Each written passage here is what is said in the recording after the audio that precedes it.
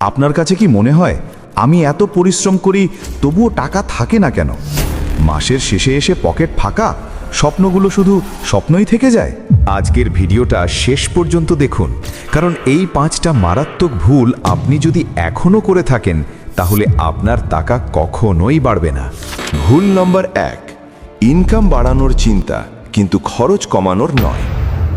বেশিরভাগ মানুষ বলে আরেকটু বেশি ইনকাম হলে সব ঠিক হয়ে যাবে, কিন্তু সত্যিটা হলো যত ইনকামই বাড়ুক, যদি খরচের উপর কন্ট্রোল না থাকে টাকা কখনো জমবে না।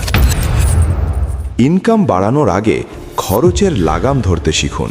ভুল নম্বর 2, সেভিংস মানে যা বাঁচে তা রাখা। অনেকে ভাবে মাসের শেষে যদি কিছু বাঁচে তখন সেভ করব, কিন্তু মাসের শেষে আসলে কিছুই বাঁচে না। ধনী মানুষ কি করে জানেন? তারা প্রথমে সেভ করে, তারপর খরচ করে। ইনকাম পেলেই আগে নিজের জন্য টাকা আলাদা করুন। ভুল নাম্বার 3, ইনভেস্টমেন্টকে ভয় পাওয়া। ইনভেস্ট করলে যদি টাকা ডুবে যায়, এই ভয়ে বহু মানুষ সারা জীবন শুধু সেভ করেই যায়। কিন্তু বাস্তবতা হলো টাকা ব্যাংকে রাখলে ধীরে ধীরে তার মূল্য কমে যায়। ইনভেস্টমেন্ট ঝুঁকি আছে, কিন্তু না করলে ঝুঁকি আরও বেশি। ভুল নম্বর 4, লাইফস্টাইল দেখিয়ে টাকা নষ্ট করা। নতুন ফোন, দামি জামা, লোক দেখানো জীবন, সবই সোশ্যাল মিডিয়ার চাপ।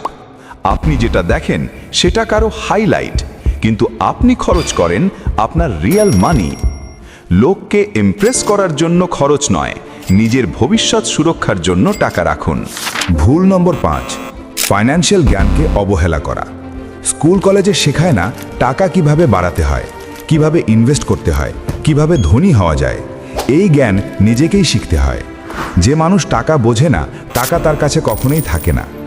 আজকের এই 5টা ভুলের মধ্যে আপনি কয়টা করছেন? কমেন্টে অবশ্যই লিখবেন। ভিডিওটা যদি একটু হলেও চোখ খুলে দেয় তাহলে লাইক করুন, বন্ধুদের সাথে শেয়ার করুন, আর এমন বাস্তব ফাইন্যান্স ভিডিও পেতে চ্যানেলটা সাবস্ক্রাইব করুন। কারণ মনে রাখবেন, টাকা আপনি চালাবেন, না হলে টাকা আপনাকে চালাবে।